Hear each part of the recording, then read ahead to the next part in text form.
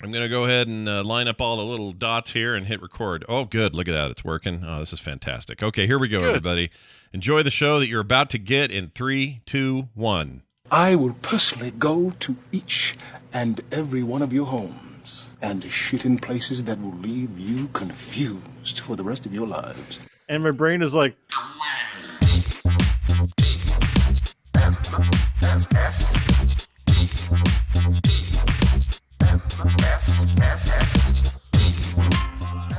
I drink to quiet the voices in my head. This is the Morning Stream.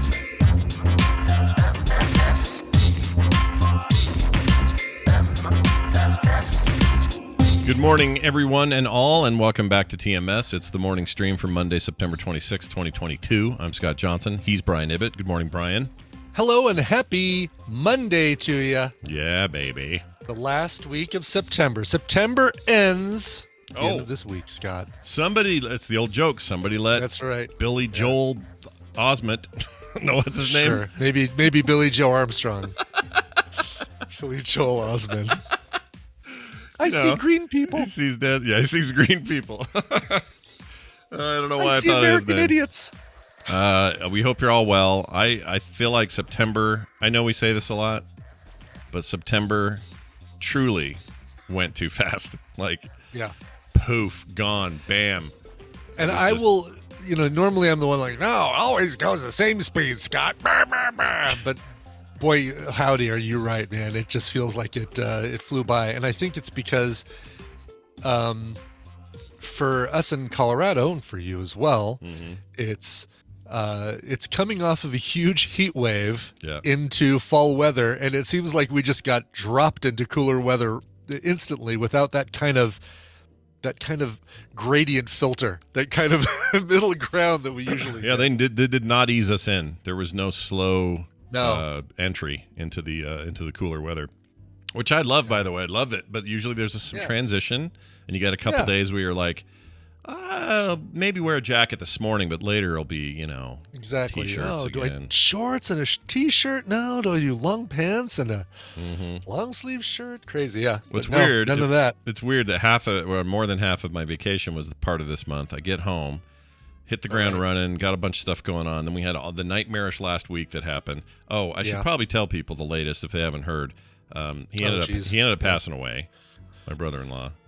They just couldn't. His organs couldn't take it. It just started falling apart. Too much damage from the. Way too much damage. Funeral is this week. The way we're doing it, because a whole bunch of there's other people like me where they're like, I can't take additional time off, but the siblings are all going. So Kim, her brother, all of her other sisters, they're all going to go at the same time. Rent a van together, just sort of like do the whole thing together. And they're wow, okay, so they're gonna like road trip up to Oregon. They're going to actually fly and then rent a van while they're there. So they're flying. Oh, gotcha. I wasn't very clear about that. You're right. That wasn't making sense. But anyway, so they're going to do that, get a van, hang out up there, and be there for, I think, from Thursday to Sunday. So spend some extra time helping her out or whatever. And beyond that, I don't know anything else. There's still like a ton of mysteries around it. We don't know what the investigation looks like at this stage. We don't know what body cam footage looks like. Like, all that stuff is just like, we don't know anything about it. But the other problem is Carter's got some stuff which is going to take her away, which means I've got 3 dogs and a cat I got to take care of. And Taylor's also due like any minute. God, right. Oh, geez. That baby's coming in the next week or 2. So we're hoping Kim doesn't end up accidentally missing that, because the goal is to try to get in there, get out, get home, be here for the birth. Yeah. And then, so I'm gearing up for the potential of being like the guy, that's around for that. So it's just a lot going on. And yesterday we went to a big family thing on my side of the family, who all happened to be in town from Arizona and other places, Florida and a few places, for a whole other funeral that has nothing to do with any of this. And it's on my brother's wife's side. I saw the Twitter photo of the whole damn family. Wow. Yeah, that's not even all of them. That's just like a subsection. But not ironically, the truth of it is I am the tallest idiot in the family, and you can see this. I'm going to put this up, chat, so you guys can see it real quick here, but it's pretty embarrassing. Let's see, where is it? Oh, I lost it. Well, it's on Twitter. You can go see it. But if you're looking for, just look for who's the tallest in the back. That's me. I'm not tiptoeing. Right. I'm not standing on anything. That's just freaking me. Everybody's shorter than me. And anyway, that was really fun. We had 9 pizzas from Sam's Club. You ever done that? You ever have a pizza from Sam's Club? I've never had a Sam's Club pizza. I've had a Costco pizza, and I can't imagine it's much different from that. It's a little bit better only in one way. You know how so most pizzas, especially cheap pizzas, a lot of crust. They make up for volume and crust. The rest of it's fine, but it's almost like, hey, eat all the bread you can because that's all we're giving you for $8 or whatever. Sam's Club, I will give them credit for this. They tend to make the pizza go out further on the edge with less big fatty crust on the side. Okay. So they feel like a better New York style pizza overall. But there's still a little, the cheese isn't the best. I mean, it's not grocery store, but what do they consider those? I don't know what you call those, like the take home and bake kind. No, I mean those kinds of stores. The Sam's Club, Costco, they are your big warehouse box stores, big warehouse stores. Right. Yeah. They call them big box still, or is that an old thing? Maybe they don't. Maybe anymore. big box, big box or discount warehouse. Warehouse was the word I was trying to think of, but. I always call them the place with a bunch of blue-haired ladies giving me free samples. That's what I call it. The place where you can buy cheese product and blue jeans, and it comes from the same company. Yep. Not cheese, but cheese product. That's right. You want some chili? We got Cheddar flavored cheese product. You want some toilet paper? We got you. Whatever you need. That's right. You're going to eat the chili, and you're going to wipe your butt with the same brand. Good luck. That's right. It's all Kirkland. Kirkland in, Kirkland out. That's right.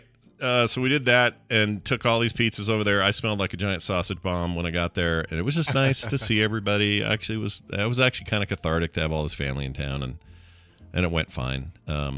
And my crazy Korean brother. Oh, by the way, my Korean brother. I don't know why I have to call him that. It's like Chris Brown. I call him my Korean brother. Yes, exactly. He's Korean brother. Yeah, that's my new excuse when people say, "Why do you always have to say he's your Korean brother?" I'll say because Brian has to call Chris Brown, and they'll say, "Wait, who's Brian? I don't listen to your shows," and then it'll be a whole thing. But Matt doesn't say, "You must refer to me as the Korean brother." No, he doesn't care. He doesn't care. He's like, whatever you want to call me. But anyway, he's going to launch a YouTube channel, and he's going to do. So he's trying to decide because he does 3 things he really likes doing. 4 things. He likes to cook, and he's amazing. Cook. He likes to travel. They just went to Prague.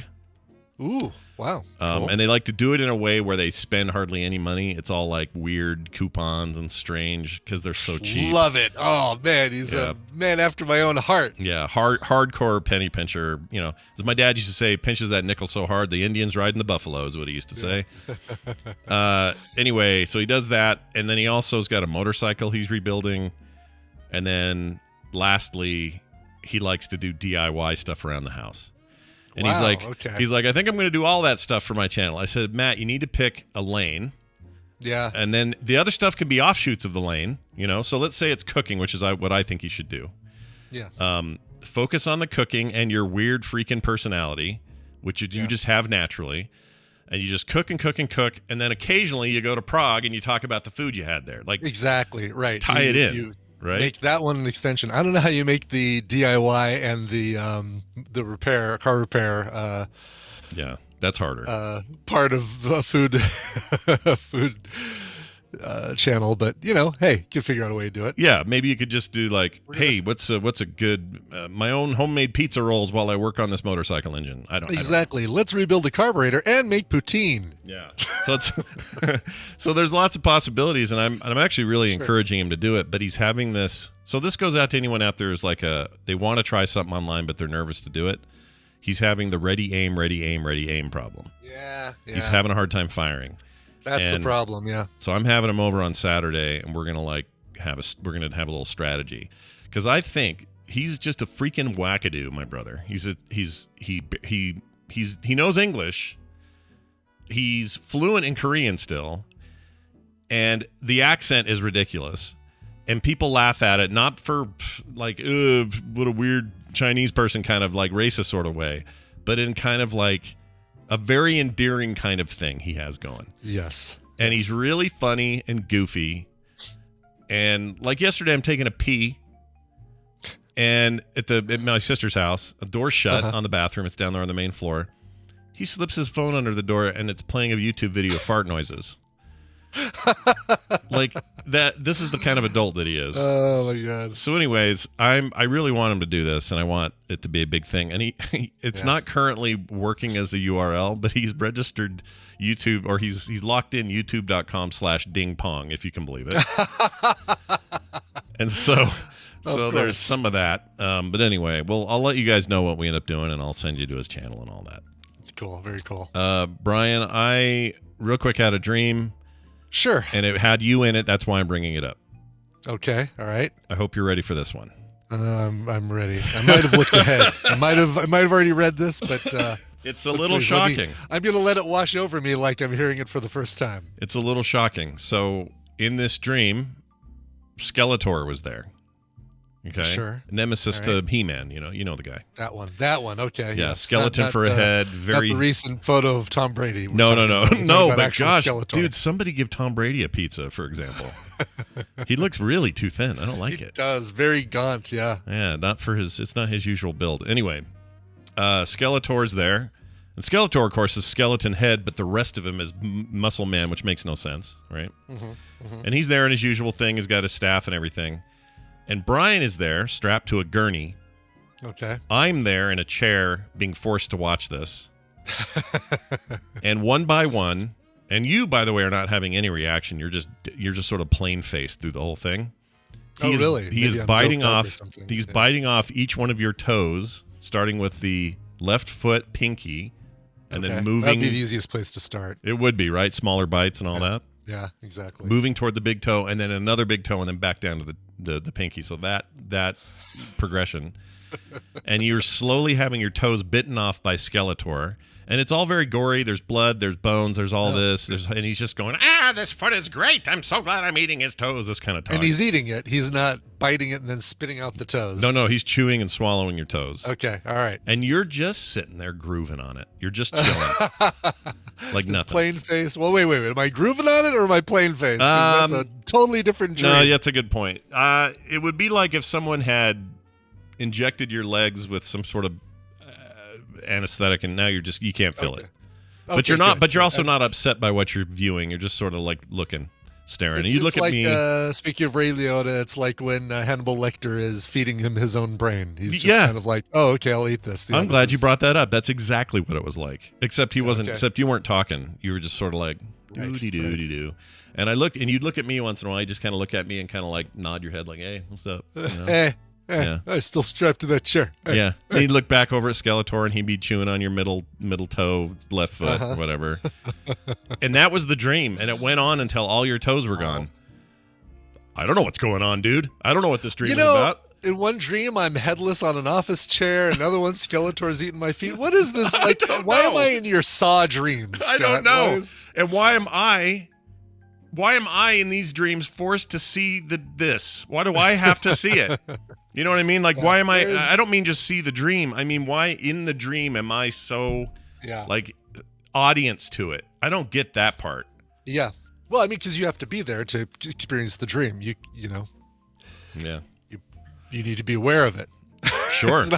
Like, yeah, I had a dream that this happened to you, but I wasn't there, so I don't know. I just heard about it. Yeah, you just heard about it through channels. I mean, I just felt by the time this thing was done, I kind of woke up going, well, that's it. I'm not sleeping now. I'm done. I may as well just get up. What are we even doing? It's not like I can go back and have, like, I was actually physically, mentally worried that if I went back to sleep, I would re-enter the dream where I left it, because that happens sometimes. Right. Yeah, it was like, where you just pick up where you left off. Yeah, I don't. I find that if I have a crap dream or a stress dream or anything like that, all I have to do is just roll over onto my other side. I'm a side sleeper, and I just flip over onto my other side, and it's almost like a Control-Delete, and it's like, oh, okay, you just reset, you turned off the switch, turned it back on, and undocked it, and now it's a whole new dream. I want to be like you, because I can't do that. It's really hard. I can do the side thing. That's how I sleep too. I sleep on the side. Yeah.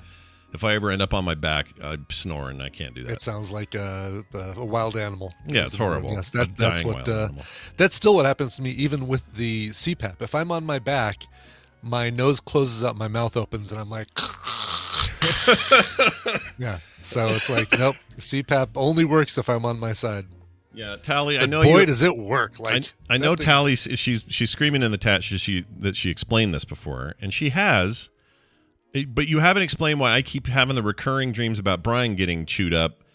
Yeah. And now what I'd really like to know is how to reset it the way Brian just did. Like his little flip the switch by turning over. I would love to do that. Can I teach that? Can I learn that? I'm sure. I mean, do you have to mentally go, click, I'm done with that dream, moving over, rolling over, reset? Like, how do you mentally do it? Do you actually throw a switch? Do you feel like? I think it's that I've told my mind that doing that will reset. You know, it's like, what's a good example of that mind over matter BS, right? Like it's, you know, you've trained your body that if you pinch your pinky, you'll remember this other thing. Like you've just basically created a connection between two different things. Me rolling over and wiping my mind of the dream I just had to start a new one. Is that Pavlovian conditioning? Yeah, exactly. That's it? Exactly. Okay. All right. Well, you're Pavlov's dog, and you figured it out. I have not. That's right. And then I salivate all over the pillow. That's right. I hump things. That's what I do. I hump things. Hump objects around the house. So Sure. Well, of course. Yeah, that's good. My wife's getting really sick of it. Anyway. I have to keep replacing the pillows. So I'm going to try tonight not to have a dream like that, and hopefully you will not be tortured in another Yes, dream. thank you, please. Yeah, I'm going to work on that. Can I don't know, maybe win the lottery? Can I drive a Tesla in your dream? I've been wanting to test drive a Tesla and see what I think of it. Could I do that in your dream, Scott? You know what? I'll give it a shot. Let me know what I think about it. Let me see if I can Pavlov that tonight. I'll get that going. Please do. Yes, I'd appreciate that. I'll see what I can do. Real quick here, we got a Canadian one of these. Canada! Send and receive email. This is from Jeff Sire, our old friend Bronco up in Grafton, Ontario. And he wanted to talk to us, so I'm going to read his email. Okay. Bored with Funerals is his subject title. So Scott and Brian, before you start making assumptions, I just want to say I didn't really care about the Queen one way or the other. But there is not really anything there for you guys. Imagine how it must be for anyone who isn't American watching the 30 hours of pregame of Americana before the Super Bowl. It's a good point. Well, it depends. I mean, that stuff before the Super Bowl sometimes depends on the network that's doing it, but I don't like it either.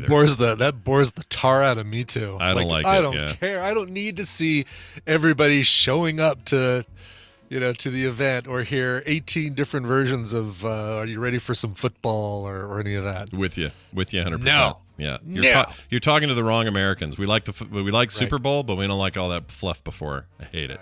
Also, for the record, I don't like all the fluff in between events when I watch any Olympics. I don't like fluff. How about that? I don't care about, I'll watch the award shows. I really don't give a crap about the red carpet and that sort of thing, unless, I'll if there's a highlight of somebody doing something goofy and weird, I'll see that in a few days after. But sure. No, I don't care. Yeah, if somebody biffs it and like Javier Bardem falls, I want to see that, please. Yeah, accidentally motorboats somebody, I'd laugh at that. But that's it. Here's what he says. Sure. He says Brett Favre is reading a line from a Declaration of Independence. Wow. Who knew that guy could read? Well, that's a good question. Have you read his text lately? Good Lord, that guy, he's in trouble right now. Really? Oh, yeah. Had you heard about that? What he did? Yeah, the welfare scandal, right? Yeah, what a douche. I know. Now he's off of a podcast. Oh, that's too bad. First it's texting pictures of your tiny ween with your giant Super Bowl ring. It's like, oh, well, I guess no one will ever figured out this was me. Yeah. And now it's welfare scandal. Now it's that. And before that, when my wife was briefly a sophomore while he was a senior in high school, he was a real big douche in high school. I guess what I'm trying to say is douchey behavior doesn't leave when you become massively rich. Douchey behavior tends to follow you wherever you go, and now he is a capital D douche. Oh. Yeah, it's real shame. Capital D douche. He says, if you were born and raised in Commonwealth country up there or anywhere that the Queen has a Commonwealth, she has been there our whole lives. I was in the Queen's own Rifles of Canada. Our provincial legislature in Toronto is a Queen's Park. The bagpipe lament is ode to fallen piper. I hear it every Remembrance Day, where we also, until this year, would sing God Save the Queen. No matter what anyone, even Claire, thought... I love that he called Claire out. Is Claire here today? Specifically Claire. Even Claire. She's not here today. Dang it. I want her to hear this. Oh, she will. She'll hear this probably when it's a podcast. That's a shame. It says, I thought of her, and you can't deny the thread that has been woven through the fabric of our lives and the histories of our countries. But you guys don't have that, so you imagine one of your "Yay, we're Americans" fests appears to those who aren't American. No, we get it. We know this. Yeah, we know the funeral is not for us. So exactly, get it. Yeah, I'm never once in any of this process have I been like, I don't get why they're. I get it. I get it. Why is the Queen so popular? I don't get it. He says, I just happened to be in London visiting my sister. The trip ended a lot different than we had planned because of the funeral. Oh, I didn't know he was over there. That's cool. It's still been a great trip. We didn't line up for the public viewing or anything, but the motorcade did pass about 1 mile from my sister's place. Or a kilometer, sorry. So isn't it miles over there, though? Look, you can't take your Canadian space points over there. That's right. Yeah, wait, where is it? What's it going to be? Pick a lane, pick a side. Yeah, are you going to go an extra mile? Or would you walk 500 miles? Or would you walk 600 point something kilometers? Anyway. Right. I don't know what the conversion is.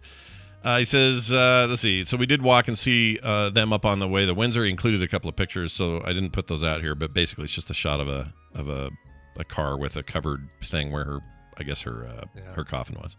Anyway, no, Jeff, we totally get it, dude. We have our things. Everyone's got their things. That's culture for you. Did I care when, or did it really, freak me out? I'm trying to think of a good one. Who died somewhere and it was like a giant deal there? Oh yeah, JFK. You know what? Did you all lose your minds when JFK died, or when MLK died? Pick something that was, that we were alive for. I mean, well, that's true. Okay, well, see, 9/11 doesn't count because everyone did kind of freak out. Of course, the whole world was affected by that. But this is the problem with Americans. Rainbow Bright says Betty White. Yeah, but Betty White was an international treasure. She was all over the place. Yeah. Princess Diana. That's a good one. Although that's British. That's UK. Yeah, that's UK. We did react to that one pretty hard, though. I felt like we did. She was the rebel, man. She was like, you know why? Because in the royal structure, she was the she royal. Was us. Yeah. The royal family was old Britain, old colonial Britain, and she was rebellious America. That's why we glommed on her. She was Lollapalooza. She was all that stuff. Hell yeah. She was punk rock. Hell yeah. Gilbert Gottfried says the chat. Yep, that's it, BioCow. Norm That's the one. Macdonald, Robin Williams. Yeah. Tell you about other people who've died that. Well, Norm Macdonald's Canadian, so he's a bad example. Oh yeah. We love him, but Canada probably mourned him as much as we did.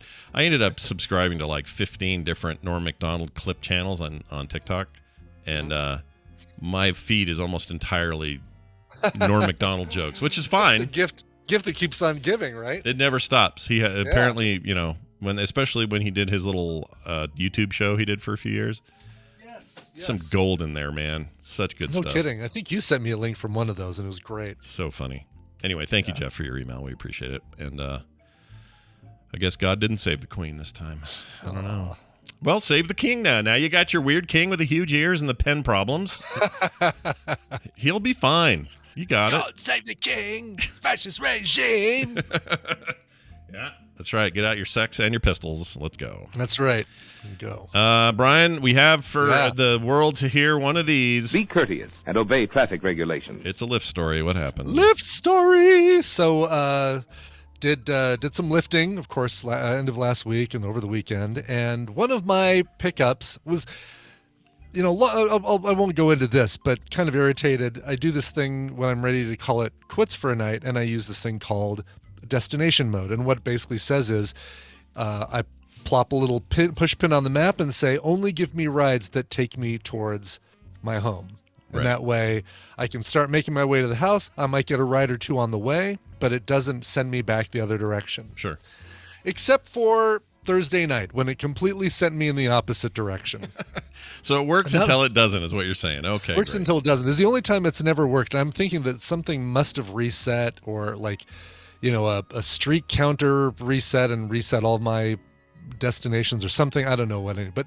But I was ready to go home. Tristan and Kay were coming over to show us their new tattoos, and so I wanted to be home. We were all going to have dinner together, but no. So I'm way on the other side of town, and I get sent even further up to the Brighton Detention Center to pick up somebody who's just been released. And his mom, who showed up there and didn't speak for the whole ride, except until the very end. She started talking on the phone, all in Spanish. But the whole rest of the time, dude who was in the detention center, who some mysterious story that he didn't go into that happened in Vegas the same weekend I was there, with the women who walk up and down the strip dressed as showgirls. Oh, yeah? Apparently, they pissed him off really bad with their demands for money after taking a picture. And he's, I'm not going to go into the story. He's like, no, that's the story I want to hear. You end up in detention? What did you do? Oh, my God. Yeah. So, 2 weeks. Anyway, but the whole time, it's, he's just gone through 2 weeks of therapy, and it's obviously really helped him, but it's also like given him like a very positive outlook on life that he wants to spill out to everybody around him about, there's the 7 deadly sins. You got to stay away from those. And I had wrath. I had a lot of wrath and some envy and some of this. And it's like, yeah, totally get it. You got to kind of stay away from that. And then he goes into the Bible and the problem with the world today is that we have knowledge. It comes from the Garden of Eden and Adam and Eve eating the fruit from the tree of knowledge. And the problem is that now we have knowledge. I'm like, well, I don't think it's quite that, I think. Oh, yeah. No, that's a big one. They love using that as a way to. I know. It's like, no, I think that's, I didn't like argue. I was just like, oh, get me through this ride. And of course, these are the rides that are like 35, 40 minutes long. And it's just like, oh my God, how can I get through this?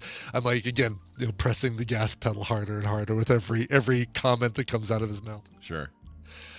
So I said, well, all right, well, cool. There's no conversation for a while. Cool. It's like, all right, cool. I'm going to go ahead and turn up the music a little bit. Yeah. And what I do for Lyft rides is I pick a kind of a good mainstream song that I like, but that I think isn't like, screamo metal or Swedish industrial rock or something like that. Right. And I happen to pick Crowded House, Don't Dream It's Over, and just say, great, make Apple Music, make a station out of this. And so it's always stuff like Crowded House, Finn Brothers, Neil Finn, associated bands around that, and then just kind of other things that kind of go along with that music. Sure. And I turn up the music, and it just happens to be on a Finn Brothers song called Edible Flowers. Just kind of I don't want to call it a throwaway track, but it's from one of their more recent releases. Sure. And I turn it up and didn't even really hear more than 2 or 3 seconds of it before he goes, oh, what a good song. Oh my God, I love this song. I'm like, oh, really? He said, yeah, what's it called? I said, it's called Edible Flowers by Finn Brothers. And I have the display in my car just shows it as what's currently playing. Yeah. And it's like, Finn Brothers, Edible Flowers. I like this song. Oh, I'm going to play it right now. And he proceeds to pull out his phone, pull up Spotify, and play on his phone the same song that I'm currently playing in my car at the same volume. All right, so wait. So I also want to point out he gained some knowledge. All right, some knowledge about who the band was and sure, why it's okay, good. yeah, and then he went and turned it on, and then showing apparent lack of social knowledge, played it on his phone while I was playing in the car. That's fantastic. Yeah, exactly. That's great. So I'm like, yeah, that's the song. And of course, his song starts at the beginning. Mine is all, halfway through. So it is just a freaking cacophony. And then his mom pulls out her phone and is yelling, in Spanish at whoever she's deciding to talk to. I'm like, oh my God, get me out of this car as quickly as possible. Here are the keys. Drive yourself to where you need to be. I'll take a lift to my car and get it when you're done. No kidding, dude. I would have been so annoyed. I'm annoyed right now at nothing. I wasn't there, but I'm annoyed by this story. Just like, what the heck? Who does this? Am I getting punked right now? Like, who does really this? Weird, dude. Really weird. Also, anyone who says this whole, it's our knowledge that's the problem. Yeah. They can't within like 5 seconds. They're going to have other knowledge happen, and they're not going to acknowledge it. Yes, exactly. Like, our lives are constant absorbing of things around us, and each of those things is a piece of knowledge, and so it's, it's growth. It's and don't come at us with emails. It's not black and white. Like, don't come at us with emails going, well, what he means is worldly knowledge versus spiritual knowledge. Don't even start at me with that, please. Yes. My inbox doesn't need it, okay? You can take that right. I'm not even gonna finish this. Just don't do it. Well, anyways, none of that. So you finally dumped him off. That's good. And he gave him a new song. Look at that. And I gave him a new song. And you know what? Power to him. It's a song that if you had played for me, I wouldn't even have been able to tell you the title because it was, just kind of a B track from that album, which had a lot of good songs, but that wasn't one of the standout tracks. Yeah. But hey, you know what? Maybe I've turned on a new fan to the Finn Brothers, and there you go. See what we got. Hey, guess what? Anyway. Guess what else is in the world? The Bible. Guess what that is? It's worldly knowledge. Knock it off. Knock it off, everybody. Oh, you know the Bible, do you? Oh, you do? You mean that piece of paper? Did you know it before you knew about it? No, you gained that knowledge. That paper and leather thing that you got in your house that has knowledge in it, you dumbass. All right. No patience. Well, Tina and I also gained a little bit of knowledge. We had our mystery date for September, and I took Tina. This was me picking the date for us. I took Tina to a chocolate shop in Boulder called Peace, Love, and Chocolate. That sounds great. Look at that. Yeah. They make cakes and candies and things like that, and they do classes up there. And we learned how to make a flourless chocolate torte and a chocolate souffle. And do you want to see pictures? Should I put pictures up? Please post. You can post the pictures. They're awesome. Look at these, you guys. So this is first. I'll start. Let's do a little teaser. There's the chocolate. Right? That looks awesome. I want that now. Can't eat it, but would. And then you got look at not that. Sugarless but flourless, sadly. Look at this all-American couple in there. Look at them working their little aprons. I feel like Guy Fieri's just around the corner. He's about to yell that something was gangster after he tastes it. Look at that. That's amazing. Gordon Ramsay's. We actually even talked to our teacher who was awesome. Really mellow guy. Jeez Louise, Boulder mellow. So like even more mellow than your average mellow. Yeah. He talked about, I've thought about just doing a surprise class where I just act like Gordon Ramsay the whole time and yell at people for not mixing not getting the stiff peaks from their egg whites before they mix in their chocolate. Stiff peaks. I love that term. Stiff peaks. Yeah, I had to. It's a great word. A lot of people think it's, you put your mixer in there at high speed with the egg whites, you beat them till when you lift up the mixer and you see stiff peaks in the bowl itself. What you're supposed to do is, obviously you turn off your mixer, you pull it out, but then you flip the mixer upside down, and it's the stuff on the blades that should be staying upright and not folding over. Oh, to make stiff peaks. That's again some knowledge I didn't have, but prior. Yeah, to this there we go. I've dropped some knowledge, a knowledge bomb on you. Yeah, boom, fat knowledge. Hey, I'm looking at a close up of this chocolate thing you made.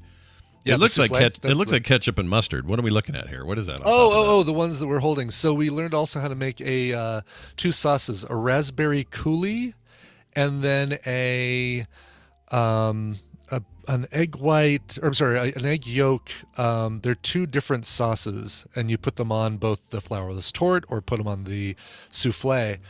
Yeah, almost like a custard, but it's a sauce. And that sounds so good. That sounds right. So freaking good, Scott. Yeah. Oh my God. Yeah, you don't have to convince me. These pictures have sold it. That looks awesome. Almost a lemon curd Sandwriter, but it wasn't as lemony as, like, there was lemon. I take that back. There wasn't any lemon in the yellow one, the egg white or the egg yolk sauce. It was sugar and egg yolk and vanilla and a liqueur. And I'm trying to remember what the liqueur was. Oh, it's the cherry one. It's the Kirsch. Oh. And then the raspberry coulis did have lemon in it just to cut the tartness of the raspberry with a little bit of sour from the lemon, which was great. I mean, just so good. So now, anyway. Paul Hollywood was Pollywood. there. I like that. That should be his name, Pollywood. Pollywood. If Paul Hollywood was there, what do you think you'd have gotten there? A handshake? What do you think? I might have gotten a handshake. I doubt it. I would have gotten Your chocolate is very flavorful. It's it could have been mixed a little bit more. Seeing some streaks in the top of the souffle. Seeing some streaks. Yeah, that is totally something he would say. And if he didn't, totally. If he gave you a handshake, I don't want to talk about what he would try to give to your dear wife, because he's known we for all know. We all know what. Exactly. He's I did not have a soggy bottom on either of my my creations. Oh, nice, well done. I like the masking tape name tags. I think that's pretty hot. Yeah, that's so that when they put them in the oven, they know exactly whose souffle reigns supreme. Yep. Supreme souffle. Let's just say it was a dude wearing a goofy Hawaiian shirt. Let's just say that. Let's say it. I say it too now. All right. Well, that's awesome. Let's play a game. Normally Dunaway's here. He has work stuff, so he's not here today. But we're gonna play anyway, and this involves one of you at home calling in. So you're gonna want to dial this number 801-471-0462 if you'd like to participate. This is an over-under style thing. What do we call this? High-low. We call it over or high-low, yeah. Yeah, we're going to play a little high-low on the show. And if you are the lucky person I pick, well, then you'll be in here. Again, that number 801-471-0462. Here's our theme.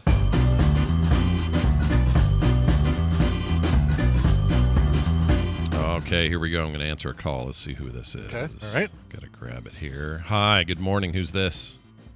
For the last time, Johnson, REM rebound. It's when you go to sleep in the morning and then the dreams happen again. That's called REM rebound, like REM. Why not REM rebound? Why not? Because then it would be the album that came between Stand and Document. Which one had Orange Crush in it? Because that's the one I don't want to dream about again. All right, well, I'm not going to forget it this time, Tally. It's now burned in. I'm good. I promise. You believe me? Probably not. Yeah, I don't think you did. Welcome. You're going to be today's contestant because you called in, and we're happy to have you as always. Yay! Hey, Brian, how does high-low work, and how are we going to do this? Sure, I'll tell you. So welcome to a game of TMS High-Low, because I haven't come up with a name to piss off that one listener yet. I'm going to ask Scott a number-based question. He's going to give us an answer, and then Tally, I'm going to turn to you and ask you if the actual answer is higher or lower. We're going to do 5 of these, and if you're correct for at least 3 times out of those 5 questions, you're going to win a prize package that includes Duke Nukem Forever.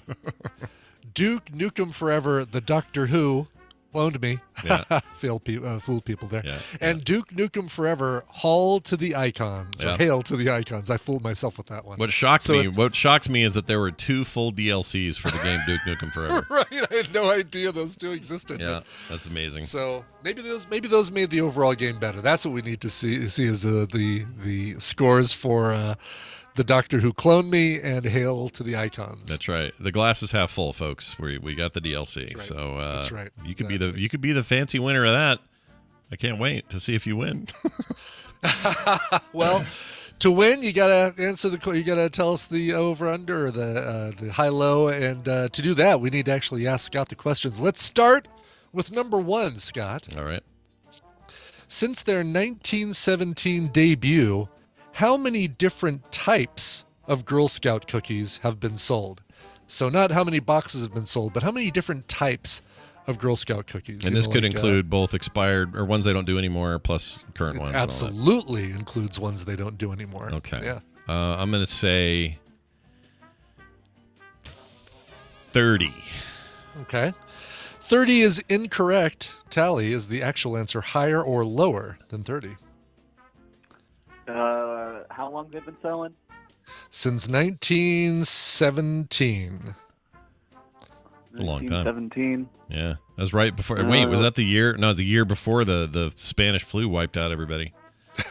Right. Can you use it in a sentence? Yeah, the year was 1917. Here's the sentence. Brian asked Tally if the actual answer was higher or lower than 30. Yeah, that's a sentence. That was good. Let's, you know what? I need to be higher too, so let's go higher. All right, always go higher. I love it. Brian? The actual answer is 56 different varieties of Girl Scout cookies. Thin Mints, which sell 50 million boxes per year, 50 million boxes per year, account for 25% of all the Girl Scout cookie sales. Just Thin Mints. That's insane. Just Thin Mints, 50 million boxes a year. That feels like 25% of their. That's some kind of racket, man. That's insane. That is a cookie racket. Yeah. All right. Well, good news is that means Tally has a point. Yep. Let's move on to question 2. Scott, not including Alaska, which you just visited, I did. what percent of the U.S. is farmland? So you take the other 49 states, what percentage of the U.S. is farmland? Not including Alaska.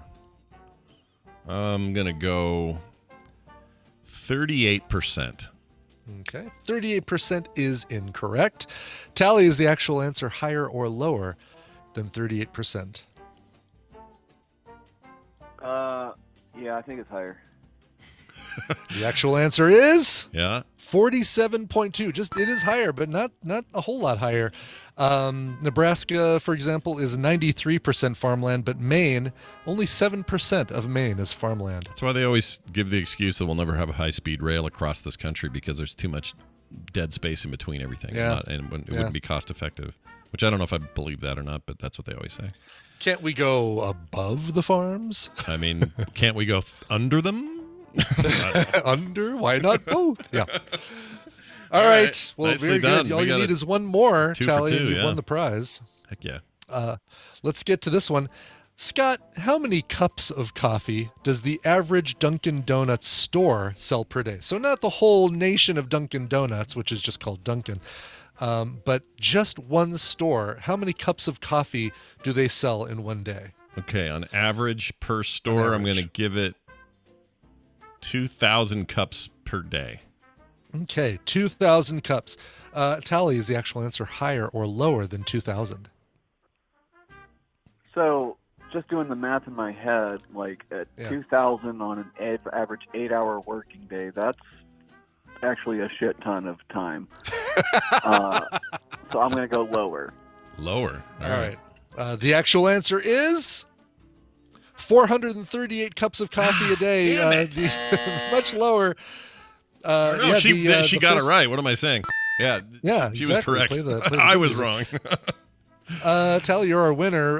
The first Dunkin' Donuts opened in Massachusetts in 1948, and they're still open, and people still use it for directions to get around Massachusetts. So I'm going to tell you real quick. The reason I said 2,000 was I was doing some math the other day. This brand new condo set up of condos, and then a library across the street, and some other cool stuff just opened near us.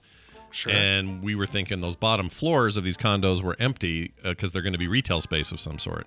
So we were looking at what the price would be to rent or lease that space per month, and figured out that if you were opened a coffee shop and all you sold was coffee, the rent was high enough that you would have to sell at least 2,000 cups per day.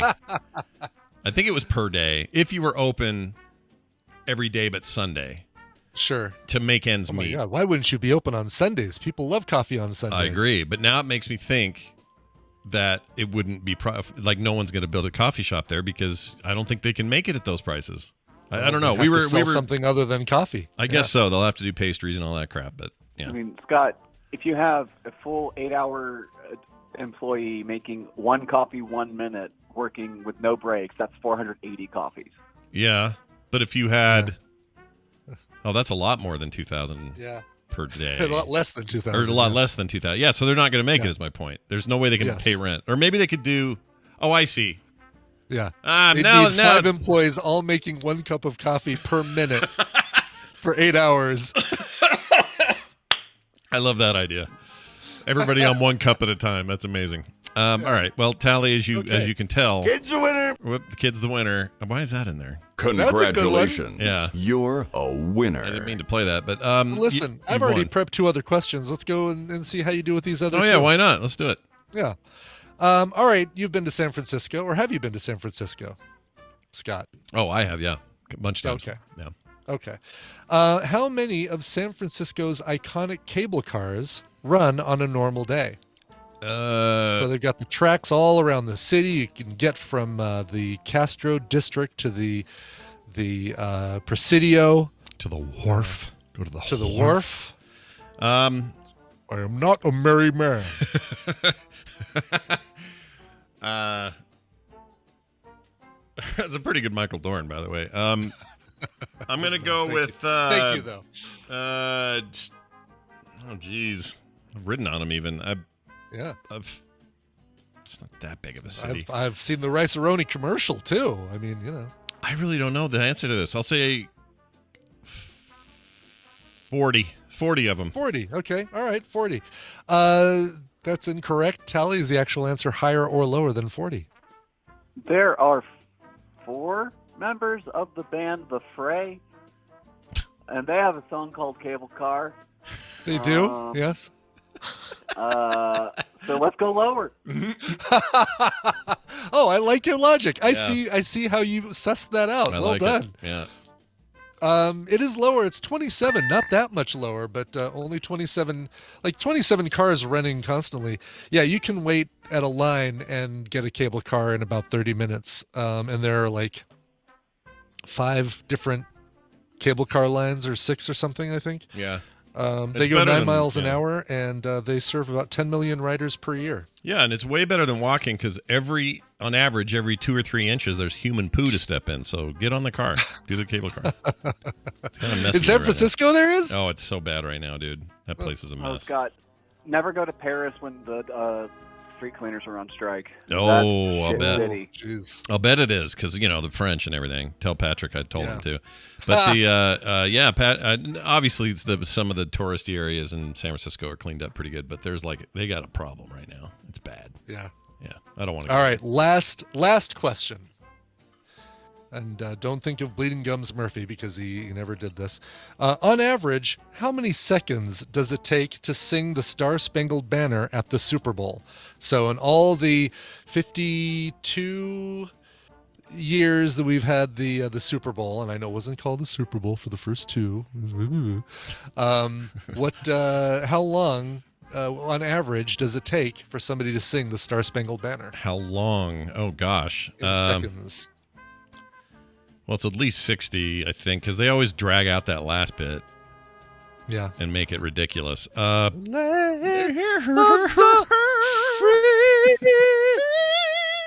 you go really high. Right. And then people are clapping, and so they pause, and that's the worst. Yes, exactly. I'm going to go 2 minutes. 2 minutes, so 120 seconds. Yeah, 120 seconds. That's incorrect. Tally, do you want to take a guess? Higher or lower? Is it higher or lower than 120 seconds? I'm actually going to agree with Chad. 69 seconds is less than 120, so let's go lower. 69, nice. 69, nice. No, Scott, you were actually only 2 seconds off. 118 seconds on average, just 2 seconds shy of 2 minutes. No? Yeah. I win. Yeah. So that's still correct. Oh, yeah, so you do win. That is Sorry. That is correct. Yes, Here, I'll give you 2 of them just lower. to make up for it. Yes. Yeah, there you go, double. Yes. You're correct. Alicia Keys had the longest at 155 seconds, and Billy Joel's was only 90 seconds. Really? He just ripped through it? He just ripped through it like... I'm moving out. Exactly. Amazing. It's 9 o'clock on a Saturday, and the bombs and the red glare, and the home of the free and the brave. I love that he just applies one of his own songs to it. That'd be amazing. So Billy Joel's version is about a New York minute then. Yeah, there you go.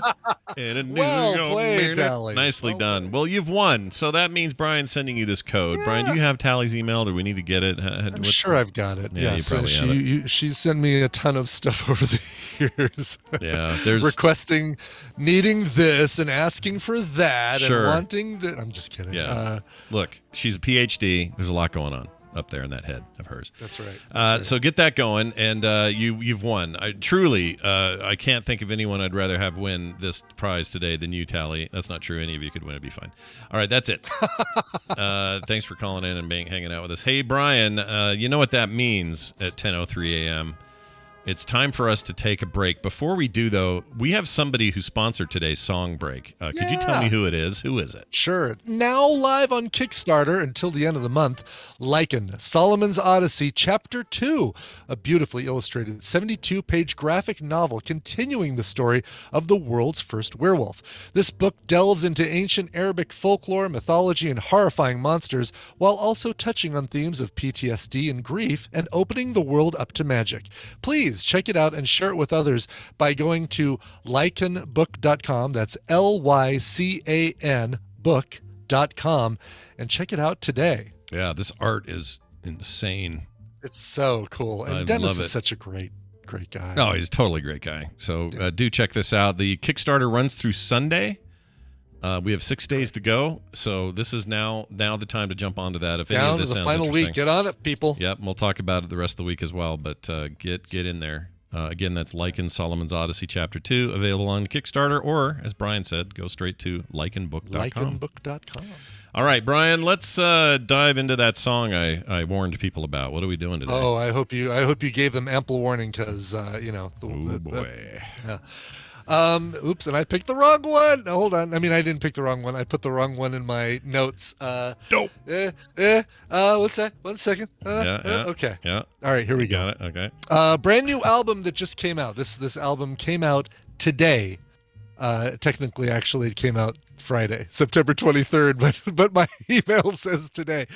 Brand new album from an artist by the name of Arkellis, not to be confused with R. Kelly. Arkellis is spelled Arkells, Arkells. Brand new album is called Blink Twice, and they're celebrating the new release with a show at London's Electric Brixton. They're currently on the Blink Once Twice tour in UK, Germany, and Canada. Whoa. But you can hear this song right here from the brand new album. Oh, a lot of great guest stars, by the way, on this one. Tegan and Sarah. Who else? Lights. Kurt Pirate and Allie and AJ. Wesley Schultz from the Lumineers. Oh, I love the and Lumineers. This one, that's awesome. All right. Yeah. And this one, which features the Cold War Kids. Here's Arkells and the song Past Life. I don't want a friggin' pharmaceutical boner. I want a boner made from love. I think we're moving along a little too fast. Oh, poo-poo. Hold on. Turn that up. Here we go.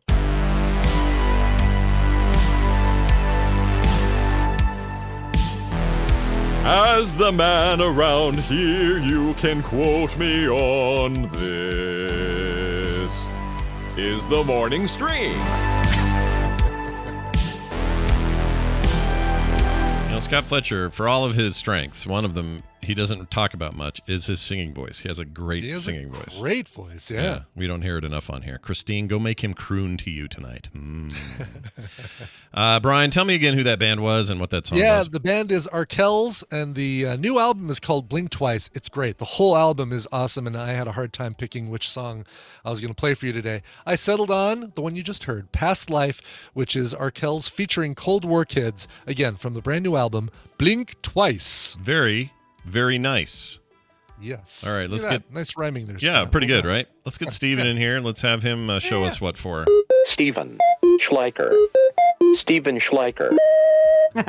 Hey, you guys, look who it is. It's Steven Schleicher, the very man who who comes here on Mondays and talks about cool pop culture stuff, comics, movies, TV stuff, what have you. We didn't have him last week because he was busy, had some stuff, but he's back, and it's good to have you here, Steven. How are you?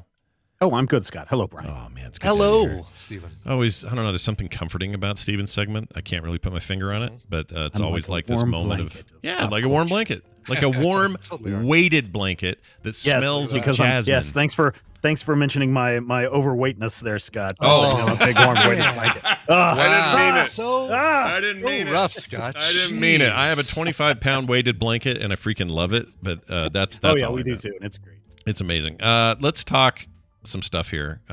Things, going on at Major Spoilers are never ending, but in particular, we're going to talk about the Scanners television series. Now, I, for one, am a big fan of any time, I forgot his name, the director. Cronenberg makes anything. I really want to see his new one that just came out with some body horror thing called, I forgot the name. Is it just called Bodies? No. What is it? Isn't it anthology? It's an anthology, isn't it? Oh, is it? I don't know. It's got I don't know. Viggo Mortensen and which I guess they haven't hooked up since last time they worked together. Crimes of the Future. Crimes of the Past. Oh, Crimes of the Future. That's it. Okay. Oh, now the chat's saying it. Yeah, Crimes of the Future. I really want to see that because something about Cronenberg movies. Can't put my finger on it. Just the guy's a weirdo, and I like weird, and I'm all in on weird. So we'll watch that. But he made this movie, Scanners, which we saw on Film Sack as well. And it's famous for lots of reasons. Watch that? When did you guys watch that on Film Sack? You did, and we loved it. Oh, geez, when? Yeah, it's been a while. It's been a couple of years. It's been a couple of years, yeah, for sure. Something like that. But, who's I can't think of his name. No names are coming. Michael Ironsides. Michael Ironsides blowing people's heads up. It's fantastic. That's right. I can't even remember what they actually do, what the scanner people actually do. I just remember that if they do it for too long, their heads blow up. Mm-hmm. Yeah. So scanners are people that have super psychic powers, right? So that they can control things, do things, and yes, they can telekinesis and telepathy, cause people's heads to blow up and all that stuff. Yeah. And that movie, again with Michael Ironside, is being turned into, or in the process of being turned into, an HBO series where Cronenberg is involved. I don't think he's the director on this, but he is. He's going to serve as the executive producer, and this time it's a pair of women who are living on the edge of society, and they are trying to topple this vast conspiracy of government officials trying to use scanners for their evil purposes. The arrangement here is a bit like the Coen brothers with Fargo. They don't direct; they serve as executive producers in kind of name only, but they basically have their seal of approval on it. He has his on this, which to me is like a big ringing endorsement. If you're going to make a scanner series, you kind of want his blessing, I think. So that's good to hear. And I'm all in on this. This is an HBO thing, so it'll be nice and bloody. Yeah. Probably have a booby in it. I mean, about a booby? Yeah. So yeah, hopefully it'll be on HBO. We don't know what Zaslav is doing this week, but for now, let's say yes. Maybe it'll get me to resubscribe to Disney Discovery HBO Max Plus is what you'll be subscribing to. So this is a ways off, I assume. We don't have a date. Yeah, we don't have a date now, although this is a project that has been in the works since 2017. So my guess is we're probably looking at, with all these names that are attached, including William Bridges, who is the writer and will be showrunner of the series. He did Black Mirror and Stranger Things. My guess is we'll probably see this in 2024. That sounds right.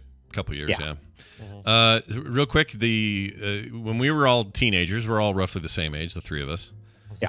When we were young teens, there were always, if you went into a video store, Blockbuster or mom and pop store, didn't matter, there was always a certain handful of covers. Well, there was always a smell too, but there was a handful of VHS covers, basically small movie posters is how those behave, right? On top of a thing that would always just stay in my memory. Yeah. And I've got a whole bunch of them, but one of the ones, probably in the top 3, that always stayed in my memory was the Scanners cover, and all it was Michael Ironsides kind of stiffly looking like this, and his face with all his weird, eyeballs his eyes bugged out. Like eyes rolled in the back of his head, little veins popping out on his neck or his forehead. And I never saw it then. I saw it when I was in my 20s for, I can't remember, Halloween or something, but I never saw it then, and it was forbidden. My mom wouldn't let me get it. And I just could not get that image out of my head. The other one was Cat's Eye, I think. That one always got me. And interesting, which is like a anthology, like Tales from the Dark Side kind of. Oh yeah, totally. That's right. It was. We also film sacked that, I think. No, I always remember we haven't yet. Didn't we? I thought we did. No. Why is that in my head? Oh my gosh. I always remember Videodrome as a cover that stands out, The Thing, and The Shining. The Thing is another one, yeah. Yeah, that's one of the, and The Shining, yeah, I guess The Shining would be up there. And I did see The Shining when I was a kid, and it freaked me the hell out. Oh my god. Then flash forward to today, and Skeletor's eating Brian's toes. My toes. Yeah. Oh, that's the worst horror movie of all. And Brian, you're right, we haven't done Cat's Eye, and I swear we did. Yeah, no. I've been wanting to. I want to maybe we can sneak it into October. I don't know. Oh, it would fit. If it's the problem is it streaming anywhere, and I don't think it is. If we can that's get not it that. That's not that Stephen King movie, is it? It is. It is. Which one am I? Stephen Oh, really? King anthology with the little troll that's stealing the baby's breath. Yes, as one of the 4 stories. One of the yeah. 4 Sorry, stories. spoiler alert, people. I swear, just you saying that makes me feel like we watched it for Film Sack. I don't know why I think this. I don't know why. Yeah, for some reason, I feel like you guys have talked about this. I don't know why We talked either. about it, but we didn't. It's really weird. Yeah, Life Force is another good one. Cole says in the chat. Pet Cemetery. That is a movie that I went to go see my cousins when I was like, I don't know, 12, and they were all 17 plus. And they're like, "Hey, we're gonna go see this movie, Life Force," and I'm like, "But can I get in?" And they're like, "Yeah, you're with an adult." Excuse me, I'm gonna sneeze. Yeah, you're with an adult, and that movie gave me nightmares for excuse me, months. That was the word months pronounced in sneeze language. That was great. I enjoyed that. How you feeling? You good? You're not one of those. There are 3. You're not one of those three in a row guys, are you? Or Usually, sometimes 2, but today is 1. I'm usually a 2-fer as well, but I've got friends that are if they don't do 5, something's wrong. Anyway. My youngest son is one of those that if he goes outside and it's bright and sunny, he starts sneezing. Oh my gosh, he's got that sun reaction. Yeah, babies do that a lot. Yeah, especially they take them out in the sun for the first time and they're like, achoo. All right, so Scanners coming. It's happening. Watch I hope for so. that. Yeah, I'm excited about this. Also, let's relive the 80s with some action figures. These D&D ones in particular. Why are these back? What's the deal? Is it because D&D won't stop being popular? Is that the problem? That's probably part of it. We also have the Dungeons and Dragons movie coming out with Chris Pine, so why not double down and relive the 80s once more with some Hasbro Dungeons and Dragons, the animated series action figures. They've got them all, including there is a 2-pack. It's not listed here on the site that I gave you, but there is a 2-pack with Dungeon Master and what's his name? Not Cringer. I forgot who the main bad guy was. Oh, well, Cringer's definitely not him. No. But I'm trying to find it here. Inspired by I don't see the name. These are really cool. I mean, these should be really cool. They're 6 inches, so they're not the little tiny 3 3/4 stuff that your Star Wars stuff is. These are going to be kind of beefy, and they come with accessories. They come with dice. So if you are wanting to build up your base set, you can get a D20, a D12, a D8. All that stuff is in there, and it looks pretty cool. Now, the only downside, if you're going to get all of these, which I'm very tempted, if I had the money, which I don't, if I had the money, I would grab all of these, but they're $25 a piece. And so what have you got? Like 5-6 kids plus the 2-pack. You're probably looking at about $300 total when you get this. But they are really cool looking. I found the bad guy. It's Venger is who you're looking for. Venger, that's his name. Yeah, it's very close to Cringer. Venger, Force of Evil, voiced by Peter Cullen back then. So you're you're what you call him? Optimus Prime. Yeah. Optimus Prime. Yeah. There he is. I'll put him up for the chat to see him. He's pretty cool looking. No nose. He has no nose. He's got kind of a. That's pretty well. Yeah. Spoiler alert for a 40-year-old TV show. Apparently, if you watch the unaired finale, it turns out like he is Dungeon Master's son. Oh, weird. Really? Yeah. Yeah. Okay. Like in this final episode, he goes through this incredible transformation back to a human. And it's like, oh, a father. Oh, yes, son. And turns out that the Dungeon Master and you're making me want to watch this thing, and that's terrible. I don't want to watch it, but now I do because you said that. I don't remember. But look at that. That's a really cool looking action figure. Yeah, look how articulated it is. You got knee articulation, elbows, hands turn. This is Hasbro, right? This isn't even Todd McFarlane. Yeah. Right. And you can immediately get some cologne and set it on fire and burn that little unicorn. That shitty little unicorn needs to go as soon as you can kill it. Yes. Oh my God. Yeah. What pastry does that smell like? Yeah. All the wrong ones is the answer to that question. Right. Well, anyway, relive your childhood today or soon. The Goon and Eric Powell return to Dark Horse Comics. How is that even possible? I thought this went to somebody else. What happened? For a long time, Eric Powell left Dark Horse to do the Goon on his own. He was having some varying different release schedules. He also wanted to do kickstart an animated series based on the Goon and just do stuff on his own.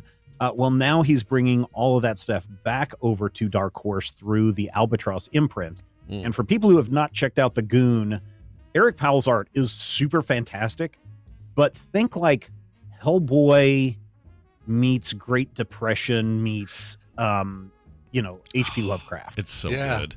I haven't thought about the goon in so long, but the goofy hat, the weird look, yeah. The art is some of my favorite stuff.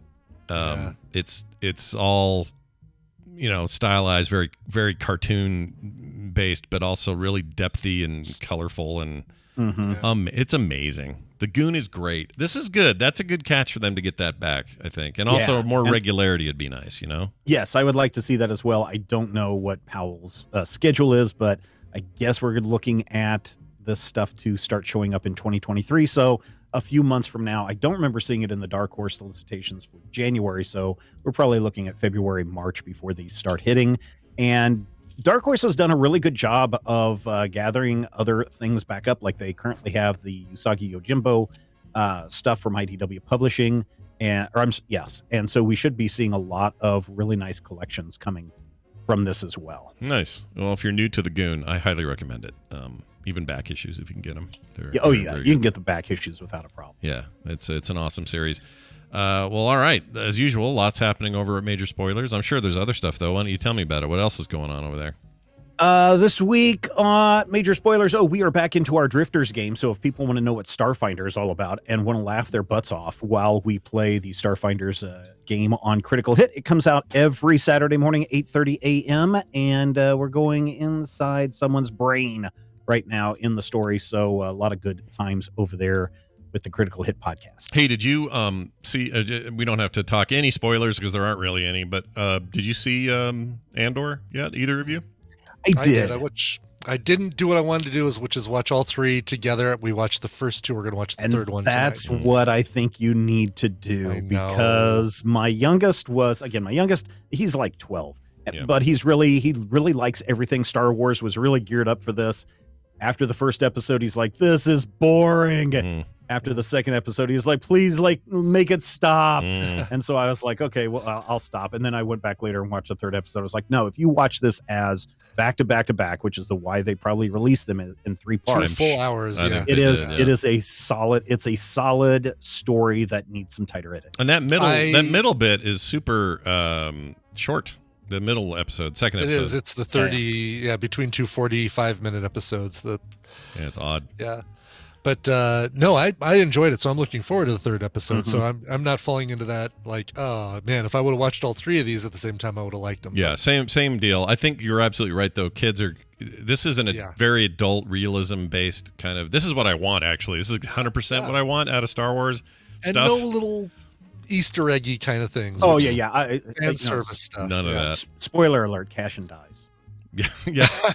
If you've all seen the movie that this character is based on, you know how things went. But but everything else feels fresh and new. It's not stuff I've already been told. And it's dark with actors. I mean, it is a full environment. This is not the book of Boba Fett. No. But if you ever wanted to see Baron Harkonnen and Harry Potter's weird aunt in the same TV show, I got good news for you. They're both in here. That was weird to see her, because that's Harry Potter's mean aunt who plays the lady who rescued him. Anyway, I didn't realize that. Yeah, her eyes just hit me, and I went, I know that face, and I immediately looked it up. My wife was annoyed because I'm looking at my phone while we're watching the one from Killing Eve too, right? Oh yeah, right. Yeah, same lady, right? An actress. Yep. I never finished that. I need to catch up on that. But anyways, it's awesome.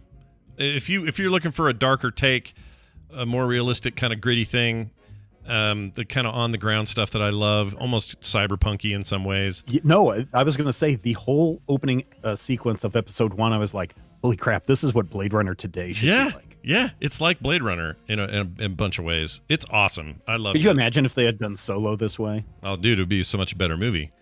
I would have loved Solo. So my problem with Solo is too clean, just too shiny. You gotta dirty things up, man. You gotta go deep. Rough it up, grunge it. Yeah, if you're not gonna have, I'm all for the Jedi side of things. Great, whatever. But I like it when they get gritty, and that's what I liked about Mando. Mando was that way for a long time until it wasn't. It's still fine. I still like it, but I don't think you need to rope Jedis into every Star Wars tale. I think you can try to tell a story outside of that. That's what I liked about Rogue One. There's no Jedis in that, really. So more of this. I'm excited for this thing to play out. Really like it so far. Yeah, me too. All right. Well, there you go. Majorspoilers.com, Major Spoilers on Twitter. And I'm a little thirsty, Steven. What should I do to? You should stay hydrated. Oh, well, damn it. That's an idea I hadn't thought of. But, all right. What do I tell my riders in my Lyft car when I pick them up from the airport and there's bottles of water in the back of the car? I say, stay hydrated. Thanks, Steven. Thanks for your great idea of staying hydrated. That's right. All right. All because of him. It is all, purely. We'd all be dead if you hadn't said it. Yep. That's the way I look at it. Totally. All right. We are done. However, reminder, we got some stuff coming up today. For example, so I've been doing the diary again. I haven't done it in years. Yeah. Or I should say a year. That. It's been a year since I did them. It's a good outlet for you. It is, and I used to really love doing it. There's some 260-something episodes, so I've been doing it forever since like 06, I think. And there's big chunks of time in between where I stopped or whatever. But lately, I don't know, just was a nice cathartic thing to have. So I've decided to start doing it more often, little 15-minute, 20-minute chunks. If you had not heard that show, it's available up on the Frog Pants site at frogpants.com/diary, or look for Diary of a Cartoonist wherever you get your podcast. That's the full name of it, although I'm kind of rebranding it a little. Anyway. That's all there. Hey, Brian, anything coming out of you guys today? Got any music? Yeah, Hammond and I recorded for the patrons, recorded an episode of our movie kind of review. I mean, basically, if there's a movie out there that's musically related, whether it's a concert film or a documentary or just a movie that has a great soundtrack, we do it for our patrons. And this last week, we released Some Kind of Monster, which is the Metallica documentary about their Saint Anger album and the creation of that, and how you basically watch the band almost implode during this thing. It's kind of like the anti Beatles Get Back documentary, right? It's like a band that thinks they're on the edge of breaking up versus a band that has no idea that they're on the verge of breaking up. That's true. Anyway, you watch Hetfield and freaking what's his beak, the drummer, Lars. Ulrich, the two of them go at it, dude. Everything Lars says has to be said with so much drama. I know. Yeah, I think I will have some extra mayonnaise on my sandwich. He would drive me crazy. Oh, every single thing. Yeah. No doubt. Yeah. When I did the whole Napster thing, I thought I was going to be hailed as a hero. It's a good documentary though, and I didn't know about his painting stuff. That was all news to me. Yeah, no kidding. And watching him like in the background selling his artwork and stuff at the auction, it's great. Yeah, it's really good. Anyway, that's awesome. Check it out. Available now. So if you're a patron of Soundography, you can get that. If not, then you can become a patron of Soundography and, get that. Yeah, why not? If you like music, great show. Okay, filmsack.com, frogpants.com/TMS is our website. You can support us at patreon.com/TMS. Like the new guy we got since we last spoke. His name is Mailman. Mailman. Yeah. And he talked about it before. Mailman. Yeah, and he also joined us on FilmSack, and he inspired inspired a comic I drew last night that I haven't posted anywhere yet. So Mailman, be on the lookout for a really dumb joke I made that was inspired by your name. Right? Can't wait. Yeah, it'll be fun. I'll put that up later. Anyway, so there's that. Frogpants.com/TMS, as I mentioned.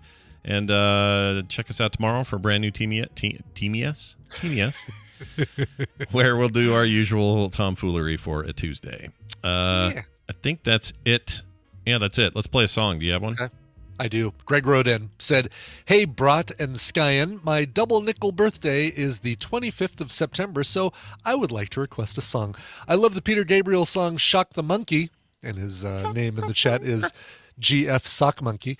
"So I would love to hear a cover of that. My go-to version is the Coal Chamber version, but I put my trust in the cover master. Thanks, Greg, a.k.a. GF Sock Monkey." Well, I've got a lot of versions of the song. And there's a great Don Ho. Yeah, the Hawaiian crooner, Don Ho. I've got a great Don Ho version. I've got a version by the C-Nuts, the Woodbridge Brothers, Joseph Arthur, and Ben Neal featuring Andrew Montgomery, a cool loungy style cover. But I also do have the coal chamber version, which was a single they released in 1999. And since that is your go-to version, let's play that one. It's, boy, does this thing have a hard edge to it. If you've been complaining, oh, you guys don't play enough heavy rock and metal and meh, meh, meh. Well, here you go. Here's Shock the Monkey by Coal Chamber. See you guys tomorrow. This show is part of the Frog Pants Network. Frog Pants Network. Get more shows like this at frogpants.com. Kids a winner. I like your whiny metal fan voice. By the way, I forgot to mention it's got Ozzy Osbourne on vocals. Oh, that's a big, wow. Buried the lead. Totally buried the lead. Yeah, that headline was written wrong. Woo. Yeah. That's amazing. I'm going to have to listen to it. That's amazing. How's he doing? Has anyone checked in on him? Shock the monkey tonight. You think he's okay, though? We should check in on him. Let's see. Better check on Ozzy, and we just mentioned him, so I don't know. We might be messing things up by talking about him. What have we done? Okay, he is 73. He is still unintelligible. I can't believe we thought he was so old when they were doing their show, and he was probably like 48 or something. Right, because he just looked older. Yeah, yeah, that's true. Let's see. Okay, so he seems to be living. He's fine. He's pouring tea in this recent article, a month ago article on The Observer, The Guardian. So I'm sure he's doing fine. Seems fine. Okay. It actually looks pretty good. He does look pretty good. Yeah. They've somehow figured it out. They mummified him. I don't know what they did. I don't know what kind of chamber they put him in at night, but well done, whoever did it. Well done. Yeah. All right. Title time. Somebody Wake Billy Joel Osment is our first title.